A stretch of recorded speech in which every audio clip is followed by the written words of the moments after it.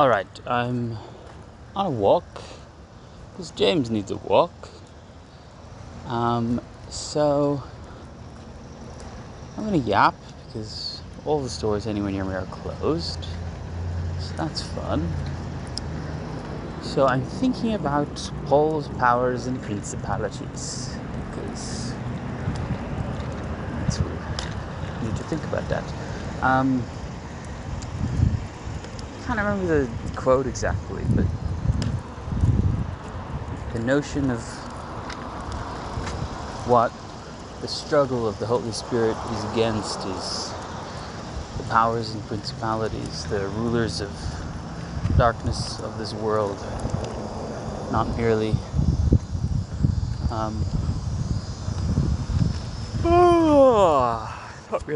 not really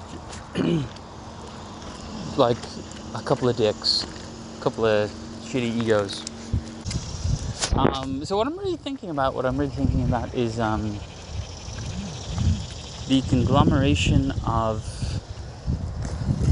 a religious and a Christian notion of evil and of the real nature of righteousness as the struggle against it,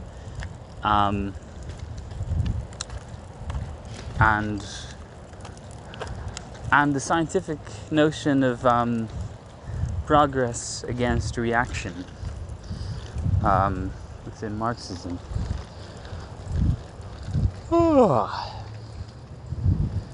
And I don't know, it's weird. I want to think through how much obvious overlap there is of these things. I mean, I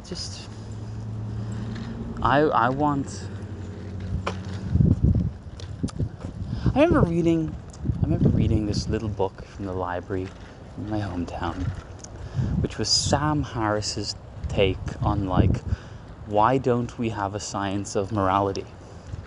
It's called The Moral Landscape. And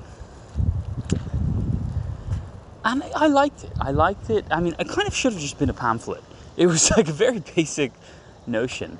But I liked it because all it was just what science does is just establish objective, methodological sort of approaches to deal with varying parameters and establish technicalities in order to discover and distill what is knowable and what is true about reality. It doesn't require certainty. It just requires serious methodology. And so why can't we have this with morality? What's actually wrong with that idea? Because people have this notion that morality is mysterious, I think. Mysterious in the sense of being unanswerably ambiguous. The notion of mystery is inescapable ambiguity. And people have this notion that morality is mysterious in some way because it's their way of protecting the humanity necessary to morality, that they think by in any way rigidifying thought with regard to morality, what you're doing is removing the human element of subjective, intuitive navigation. But you don't need to do that. There's no reason that's the automatic result of such a thing. And the whole point of the moral landscape was just there's a landscape of morals, which is just the notion that there's peaks and valleys of morals. And I actually really like this idea. I agree with this idea because the whole point is that I might think this given principle is the peak, and I might think this given crime is the valley, and you might think this alternative principle is the peak, and this alternative crime is the valley. And it might be extremely difficult to agree on such things. But we're probably going to be pretty able to agree on like more of a fuzzy logical sort of placement of things, where it's like, okay, well, these principles are sort of like in the generally higher altitude zone, and these crimes are sort of generally like little like approaching sea level zone. And you can still have all of the subjectivity of navigating this and of asserting will intuitively by reference to God, by reference to ultimate, like absolute foundation beneath like technicality, rigidity, bureaucracy. Okay, Sam Harris didn't put it like that, obviously. Sam Harris didn't say you can hold on to God, obviously. But yeah, I like that idea, because you can have a science of morality. There's nothing wrong with having a science of morality. And there's nothing wrong with having morality in science. I mean, it's unavoidable, because morality is just part of humanity, and science is a human act. It's a methodology, and a methodology is an activity. An activity is a willful endeavor. So you can mix up morality and science, that's fine. And my contention, to be honest, is that Marxism just like already is a science of morality, to be honest. It just is. Because Marxism is already a science of like religion, to be honest. And what actually is religion? Well, religion is where people get morality. I think that's true. I think that's unavoidable. Sam Harris also probably did not say this. But the thing is, I have a fairly vague notion of religion speaking here. Because, I mean, so what is morality? Morality is like the inner alignment with the principles that govern fidelity to law, fidelity to rule, to principle, fidelity to like methodological, structural loyalty. Like not just like doing your duty, but knowing why your duty must be done and feeling the immensity of the necessity of the duty, being connected to that, like being capable of not necessarily like deriving like logically, but being capable of enshrining duty, being capable of inspirationally imparting it in some sense. Morality is this connection to necessity, like in an inner way. Okay? So what's religion? What's religion's connection to this? I mean, I think religion is just basically, what the fuck kind of bird is that? Religion is just a word we throw at any like emergent social like organization of morality, really. Like when you have, because morality is this interconnection to absolute necessity as described, then whenever you have a social like fabric emerging, like either on the basis of or simply like demonstrating capacity for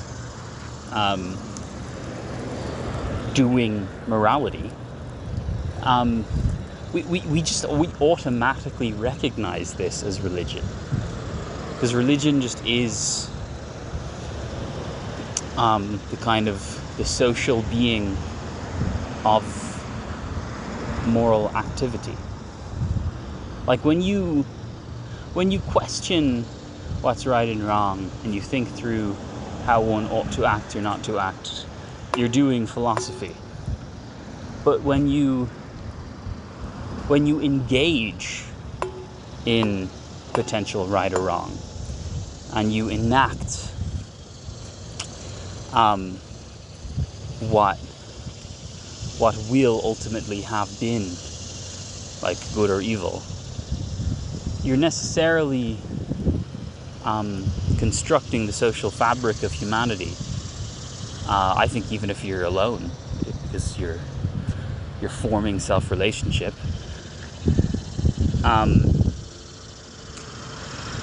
Ooh, squirrel. And so when you do that, you're kind of just doing religion, necessarily. Like when you take the step from like abstractly rationalizing a given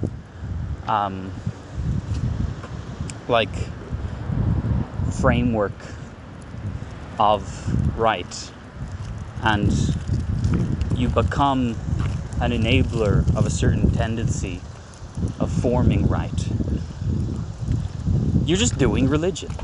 You just are. And like, I don't think this is hard to believe or hard, like in practice, this doesn't take any convincing. If you observe anyone who engages in morality, and then if you try and like question what it is they're doing and why and how to relate it to the rest of reality, the rest of humanity, like what other parts of being correspond to this and can help communicate and clarify it, you're just sort of going to be talking about religion. You just are. And I think people's problem with that idea is just that they have this notion of religion as being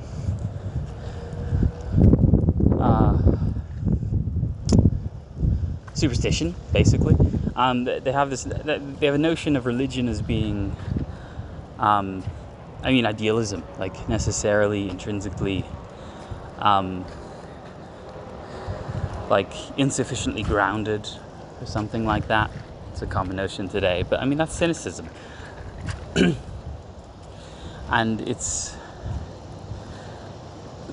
the rule of abstraction, because if you just take a certain leeway with talking with very religiously minded and worded peoples, you can very easily decrypt like a very material reality in every aspect of their communication. You just have to sort of ground yourself a little bit in the use of terms and the origin of terms. All right, so religion just is like, religion is the activity of socialized morality, essentially. That's just what it is. Because morality is based on faith, really. Because what is faith? Faith is just, because the problem with faith is if you try and like when you talk about faith, usually people are like member to a particular sort of like denomination of belief or something. And if you speak to faith is like their connection to this particular sort of expression of beliefs or notions or principles or whatever. Like faith is their connection to this specifically, and they will speak to the immensity of that connection and the foundational strength of it for them. But faith just like is in principle this immensity and connection sort of itself. Like regardless of what it is connected to. Because faith is faith is the acceptance of reality beneath ego. Ego being like the self-recognition according to individuation, the perception of reality through the lens of like empirical experience, like isolatable concept, like everything you can rigidify and conceptualize, because then it can be related to you in particular, specifically. The ego kind of just is this tendency of conceptualization, dictatorship, of isolation as the method for understanding.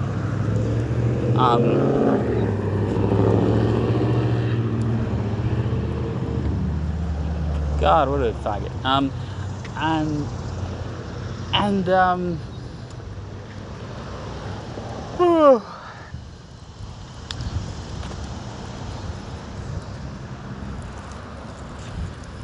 Where is it? What's it?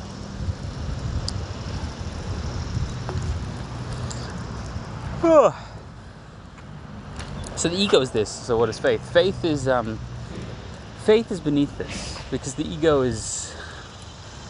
The ego basically is Maya. The ego basically is illusion, and faith is what is beneath this. Faith is the reality prior to and post the visceral illusion of ego.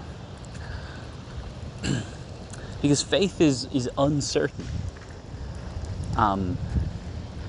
in particular, but it is certain as universal.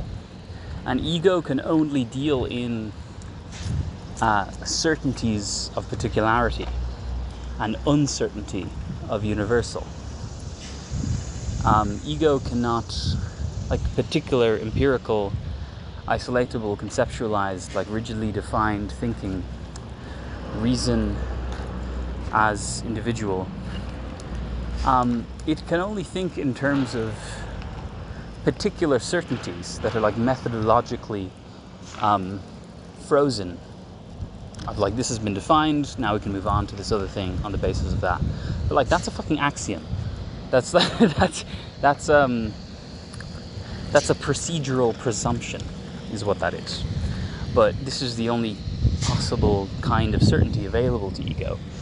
And then when ego deals with universals, when ego deals with beyond and beneath particularity, all is uncertain, all is unknowable, and even any claim to knowability, let alone certainty of universal, is taken to be arrogance, is taken to be gross, negligent, evil ultimately, certainly disgusting.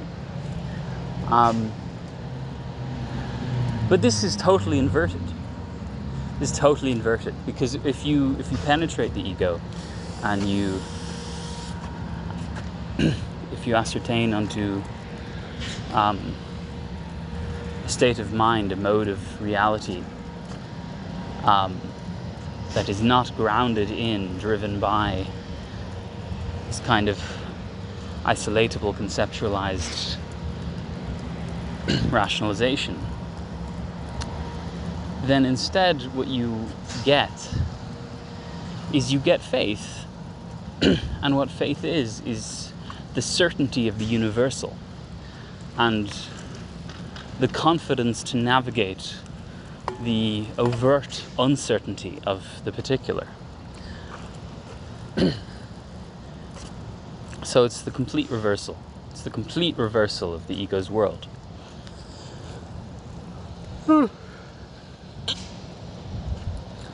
In the ego's world, the further you zoom in, the more certain you are. because you can just pin everything down, define it, and be done with it.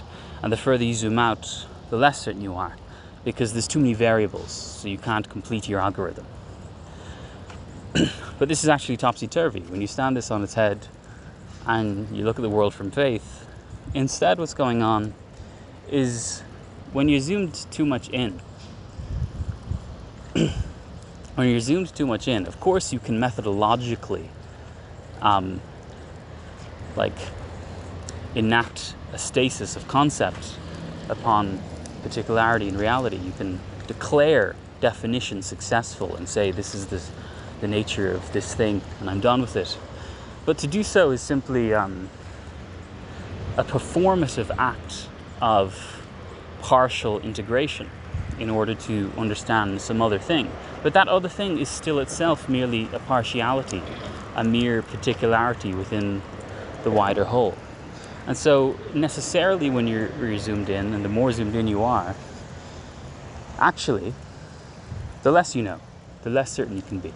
Because faith is grounded in the universal. Faith knows that the universal, the whole, is the true. And so the further you are from the whole, the further you are from the true. So the more uncertain you are, because it doesn't matter if you think you're only just talking about this one particular thing, I'm only just talking about this. In actual fact, you just don't get to do that. You actually just can't do that, sorry. when you claim you know this one particular thing, that's just performative. You don't, though, because to know itself, knowing itself, knowledge itself, is knowing of the whole, because truth is the whole. There's no way around this. This is the way. And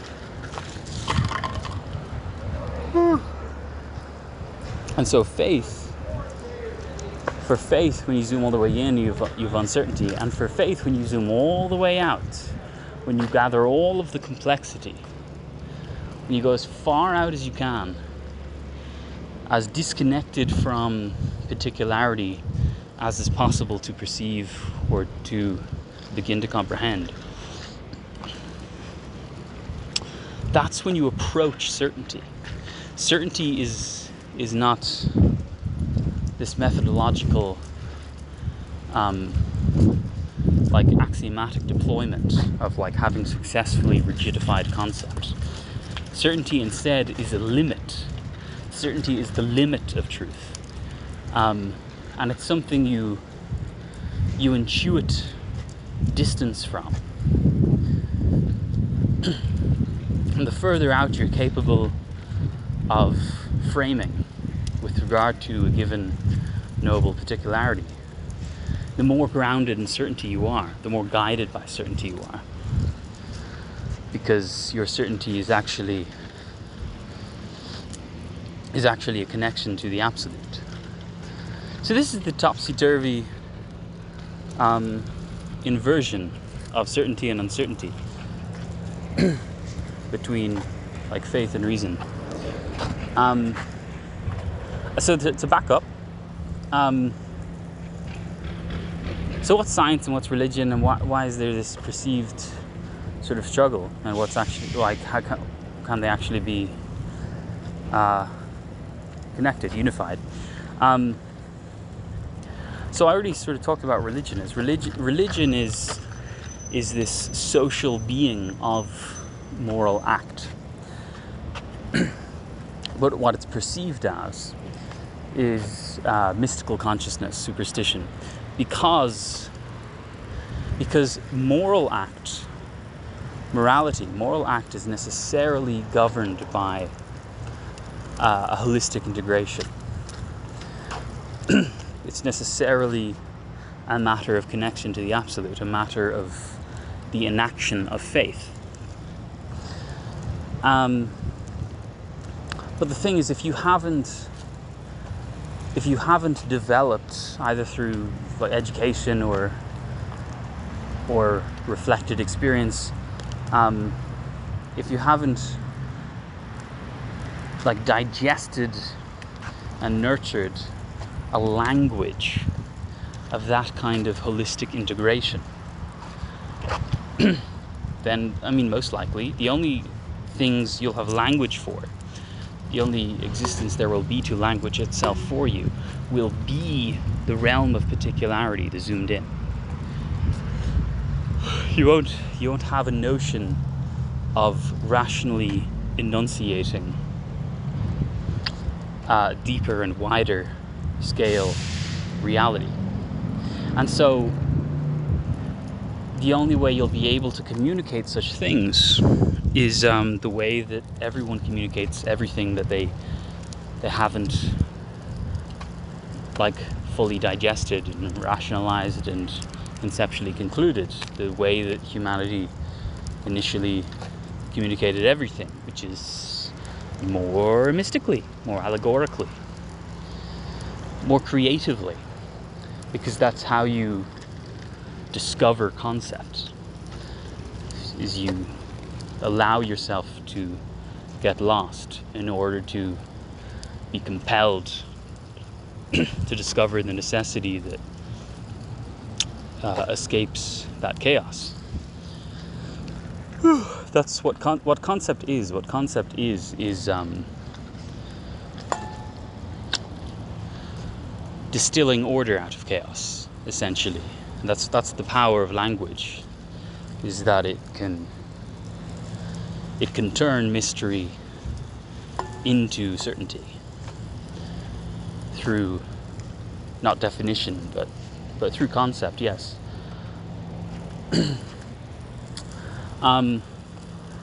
So religious thinking is necessarily holistic thinking because it is the rationalization and like reflection and like self-performance of communicating moral activity, which is which is a matter of the whole. So religion is this kind of mystical language necessarily, at least initially. I mean, certainly when you get sort of closer to the source of any religion, you necessarily wander the halls of the grand esoterica. You digest the deep and mad language, in particular, of this area, and it becomes a little more certain, but certain in the form of more mystical language to those who are not initiated, which is hilarious. But anyway, so this is why religion is like apparently mystical. And so now what's science? Why can't science be mystical? What is science? So science is just the refined methodology of knowing itself, of really knowing. And that is of being connected to reality, first and foremost.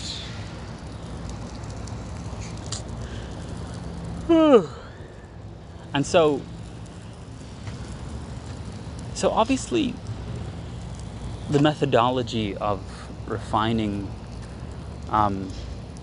expressible and communicable connection to reality, this should be capable of holistic thinking, but it sort of runs into the same issue of just the natural fact of the matter of the learning process for people, where you begin from a certain perspective, from a certain environmental condition of knowable experience and available connections.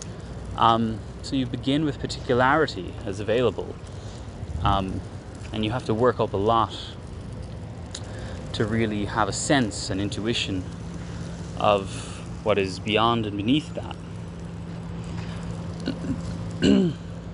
And so, in the same way, religion compels mystical language because it requires connection to the whole when people are not necessarily ready to communicate that. Science compels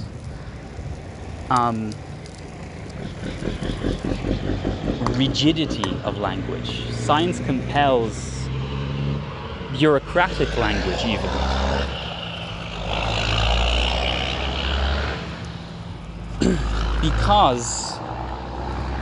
because it is dealing in certainties. Holy shit! Why do people do this to their engines? Why are you getting fucking pussy like that? What is the point of this? What the fuck? Shut up. Blah. So science is compelled to formalize and technify language in order to refine methodology. That's what it's about. But it's because we want to be really careful about managing the reproducible navigation of experience in order to properly clarify what is knowable and what is known. We're just being extremely careful. That's all it is. And so this compels an anti-mystical form of language. It's the inverse of the thing with religion. But it's not that science cannot deal in what is communicated by mystical language. Because science is just about reality. That's the whole fucking point of the notion. That's all it ever is, really. It's the refined knowability of reality. The methodology for knowing. And for really knowing. And so there's a certainty to that, in some form. Not necessarily, again, not in particular, not in like, I know for an actual fucking fact that this particular thing available to my experience is this exact particular thing, but just like, there's a knowability to the process. There is a holistic knowability. This is the knowability of science. It's a holistic knowability, because how a theory functions, a theory in the scientific sense, a theory being like sort of the highest like peak that hypothesis rises to, like gravity is a theory. What a theory is like an integration of concept and idea within the methodology for practical activity, to the extent that it actually undergirds presumption. It undergirds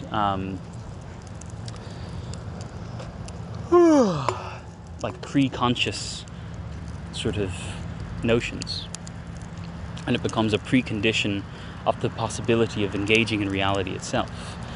This is theory rising to certainty, because like in your very act of having thoughts and acting, you have already admitted you know the theory. That's what you reach the level of. This is actually the knowability of that, like, for science. This is what knowing is for science. It's not like that rock is this element or something. That's axiomatic presumption. That's methodological hypostasis of given particularity for the purpose of refining the methodology of engaging with this slightly wider particularity of, like, well, we're saying that's that, and we're saying that's that, and we're saying that's that, and then therefore we can deploy this sort of functional deduction, and we can make this prediction, and now we can, like, engage in this experience, and now we can derive this, blah blah blah blah blah. That's all, like, just a process going a direction. What the certainty is, what the knowing actually is the holistic level.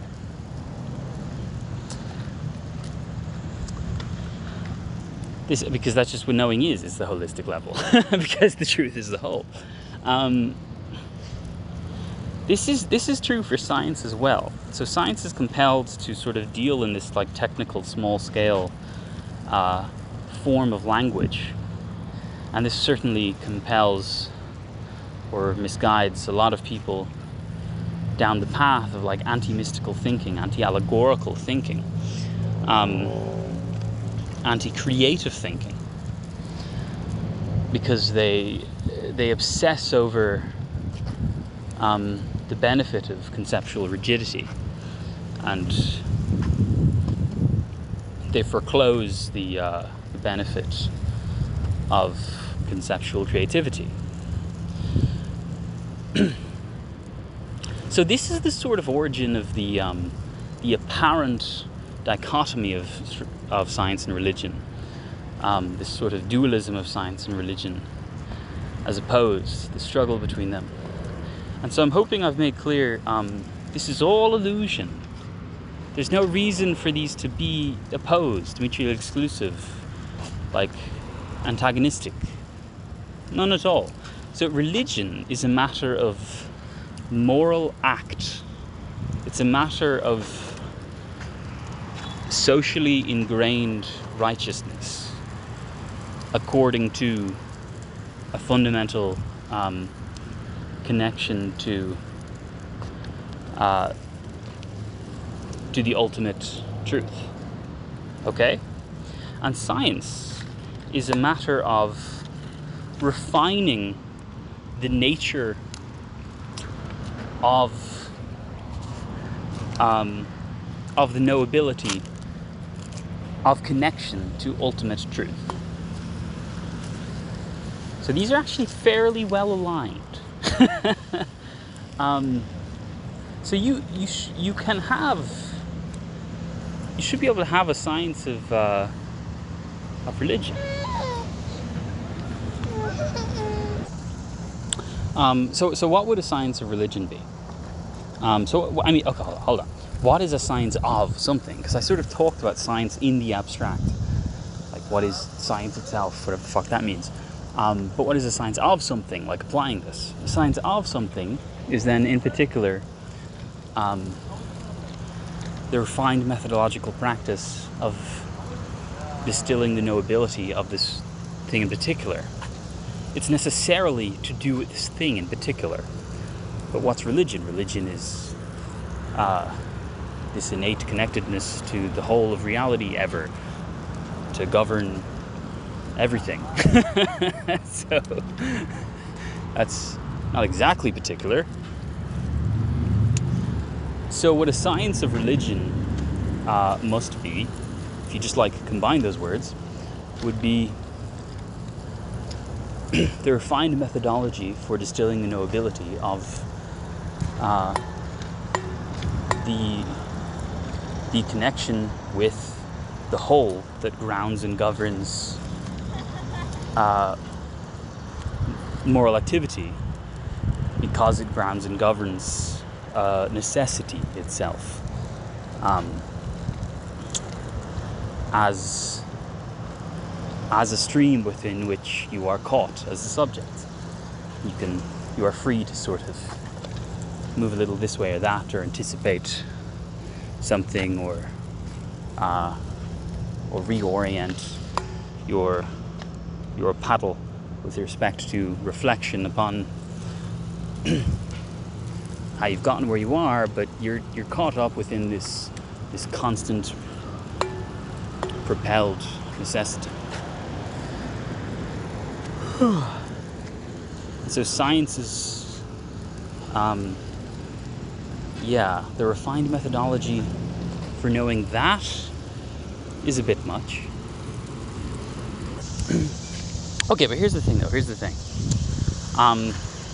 This sounds absurdist, it sounds grossly fanciful to speak to the possibility of generating and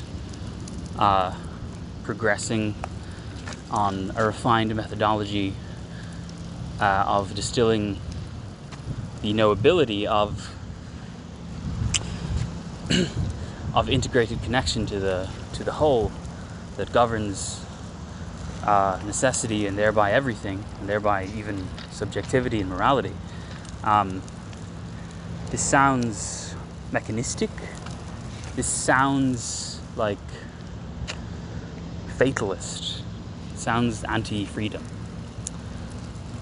But it's not. It's not at all. It's just not. It doesn't have to be.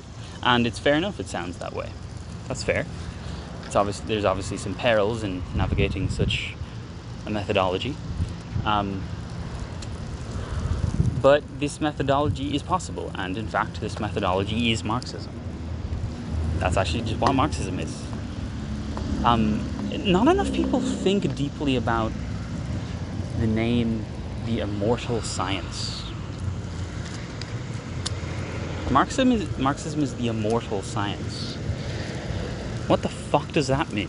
That means it's the science of religion, guys. Because why it's immortal is because it is not merely the science of any specific particularity, like every other science. It is not the science of this, like, this procedurally sectioned off, like, territory within reality. And of course, a lot of people think this just makes it like not science. They think like what makes science is that you pick a fucking lane because that's part of the possibility of unveiling genuine nobility. And the thing about that is there's a kernel of truth to that, because it is a necessity of procedure to pick a fucking lane. This is true. But the thing is, you don't have to pick a lane at scale. You have to pick a lane, like, within the moment, as a matter of navigation. But in terms of the general character of the whole of the science, you can branch out, and in fact you have to. In fact, to really know your physics can't stop at physics. Your physics has to allow for the transubstantiation into chemistry. Sort of unavoidable as a matter of knowing, because reality is just reality. It's not like a bunch of distinct little partial realities. It's reality. And so Marxism is this immortal science. It is this science of the whole. It's the science that is immortal because it will never end. It can never be concluded. Because by living, by existing, one is being part of, caught up within, ongoing developing reality. And it's not necessarily that you cannot, like, reality is just so complex that we'll never achieve perfecting concept of it. It's not that.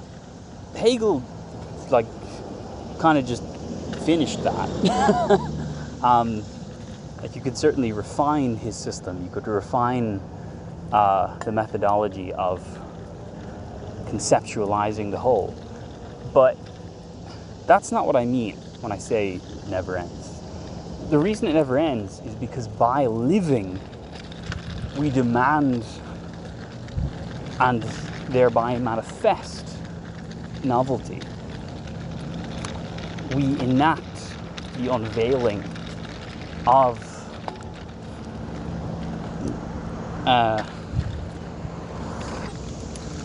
new avenues of discovery. Like, it just is the human character.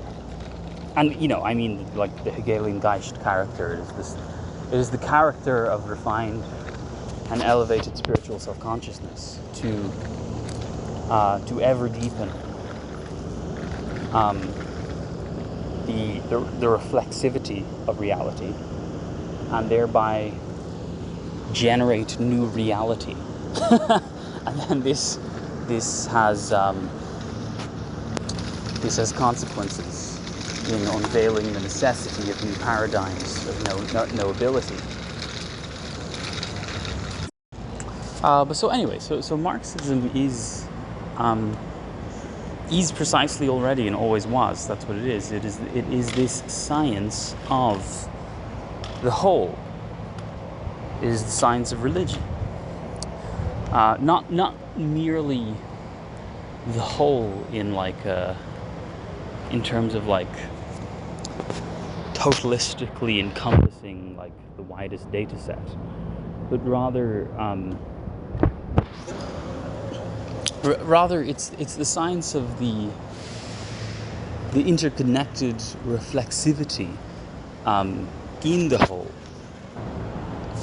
It is the science which methodologically demands the deepest and most profound connection, the very connection of faith, the fundamental connection.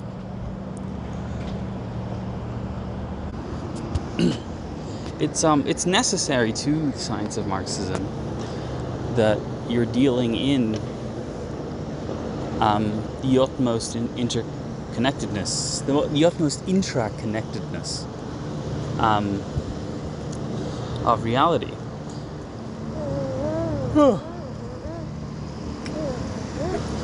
You are dealing with a level of connection that is intuitively discerned by faith, not by reason. That's what you're dealing with. This is just necessary to Marxism completely, because it's just part of dialectics. It just is. Because dialectics is a matter of the whole in this manner, and it's a matter of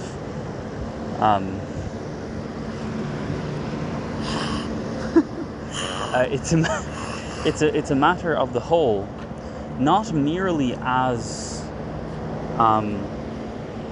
rigidified, not merely as defined, but the whole as developing,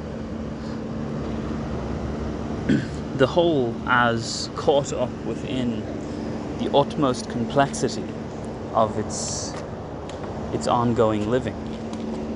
That's just a matter of dialectics. Dialectics just is such.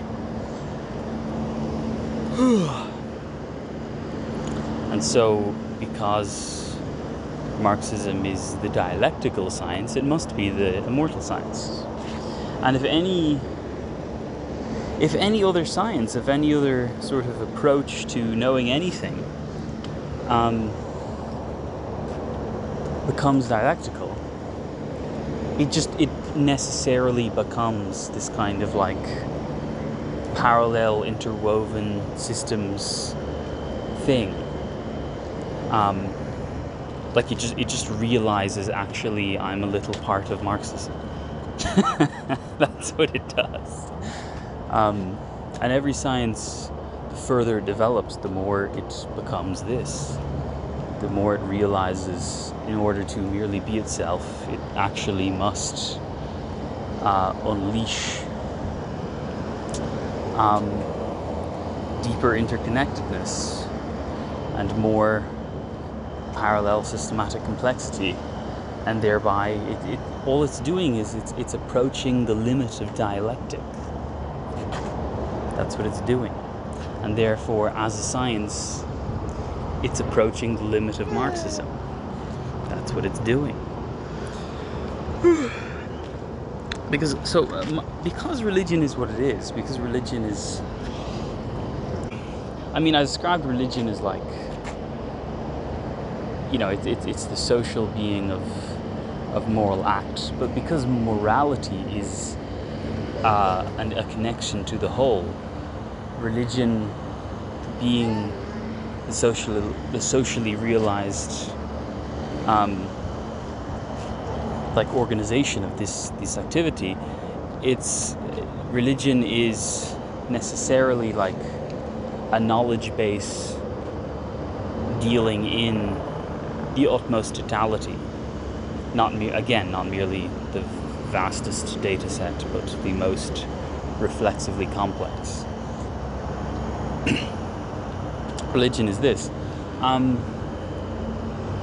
Religion is a matter of all that is knowable and all that is not knowable and all that could be and whatever the fuck.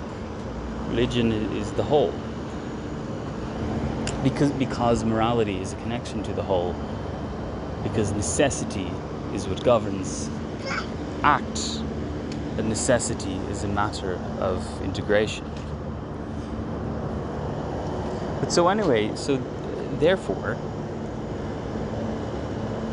Marxism being dialectic, it's a science of religion. It's a science of this. It's a science of the utmost. It's a science of the more than all.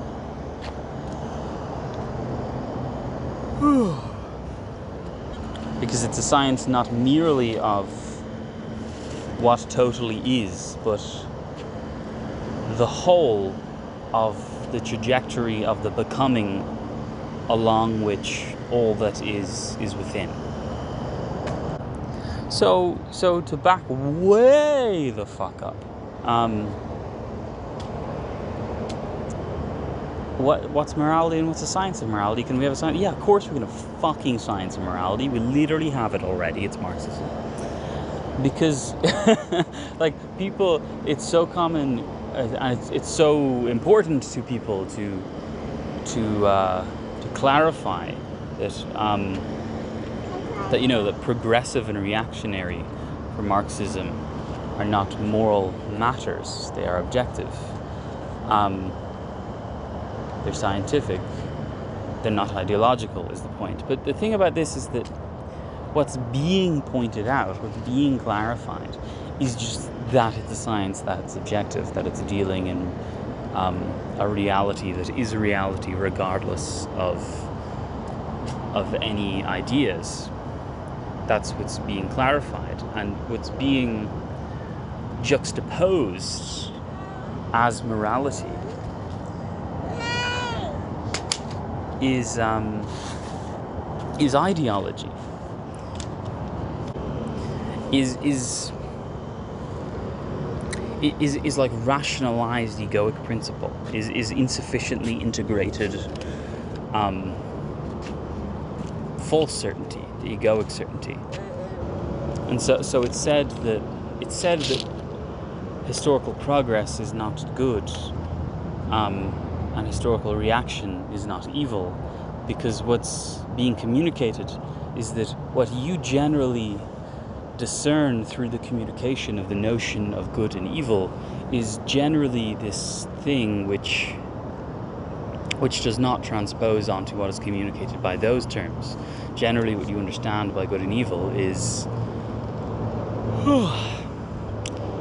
something like the ever further approximation of individual character to or away from the limit of perfected agency. That's what's sort of generally understood by good and evil. It's the good and evil persons. But that's just not what good and evil is. So that's just not what good and evil is. What good and evil actually is just actually progressive and reactionary. Because what progressive and reactionary are not merely this kind of deepening clarification of the kind of character of an agent that thereby governs the kind of discernment and the kind of activity that agent will engage in.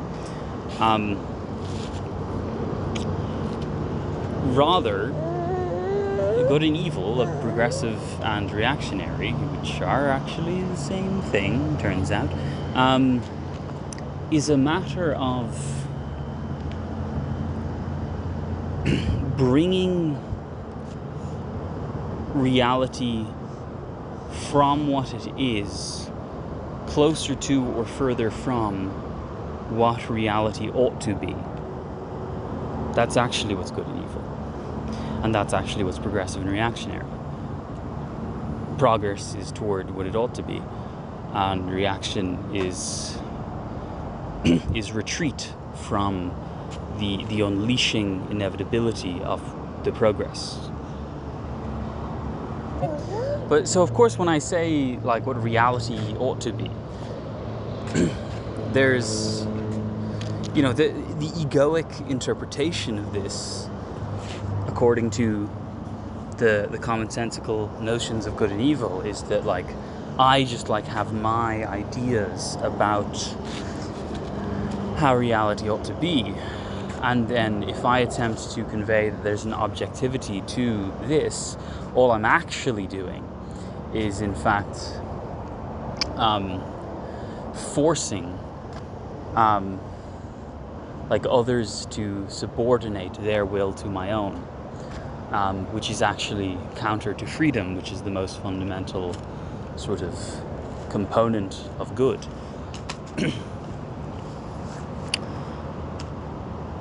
But that's just not actually what's going on. That's not what I'm doing, because I don't have a fucking idea about how reality ought to be. I'm just telling you I have a sense of how reality is itself already within the process of becoming what it ought to be according to itself. So it's not that I can tell you like this is the end point of social formation, and this is the end point of historical progress. It's that I can tell you, if we look at history, if we look at where we are, if we look at how things became what they are now, and how it is that they are currently becoming, we can determine what they will become, and we can determine the trajectory of what they were, they are, and will be. And when we can distill the logic of the whole of the trajectory of what they were, they are, and will be, we can determine the developmental necessity innate to the dynamic trajectory of reality itself. And it's not that we're saying, well, this part of the present is better than this part of the past, and so therefore this way in which it is better, we should make it more better. That's very much the false idea as a notion of progress. It's not that at all. Rather, it's that it's not that I can tell you why the present is better, or even if it is. It's that I can tell, I can sense, I can discern that there is progress. It's not that I can say what the progress is necessarily. I mean, yeah, I kind of can a bit, but that's not the point. It's that I can discern that progress is ongoing, and it is developing, and it has a certain logic. And what reality ought to be is a matter of allowing this process to happen versus stopping it from happening. So morality is a matter of subjectively, internally, being connected to the necessity of the principle of doing your duty.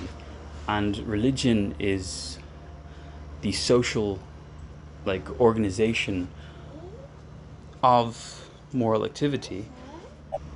Science is the method by which to perfect the possibility of knowing a given subject matter. And Marxism is the science of religion. It is the method by which to know the genuine logic of the ongoing developmental integral whole of the social fabric of moral activity, of subjective living. So basically, like, God has a plan, obviously, and the plan is communism. Obviously, that's what communism is. It's the plan. God has a plan. It's communism. Or, to just put it from the other side, to just put it as an atheist, which is perfectly fine. What God is, you don't need any superstition, you don't need any metaphysics, but in terms of treating their being ontological meaning to the communication through the language of God and such things, what God is the subjectively discerned authoritative force of communism itself. And so to conclude, I already finished my walk. I just sort of meandered and didn't finish my thought. But now it's just to finish my thought. Put on the full armor of God, so that you will be able to stand firm against the schemes of the devil. For our struggle is not against flesh and blood, but against the rulers, against the powers, against the world forces of this darkness, against the spiritual forces of wickedness in the heavenly places. Therefore, take up the full armor of God, so that you will be able to resist on the evil day, and having done everything, to stand firm. Stand firm, therefore, having belted your waist with truth, having put on the breastplate of righteousness, and having strapped on your feet the preparation of the gospel of peace, in addition to all, taking up the shield of faith, with which you will be able to extinguish all the flaming arrows of the evil one. And take the helmet of salvation and the sword of the Spirit, which is the Logos of God.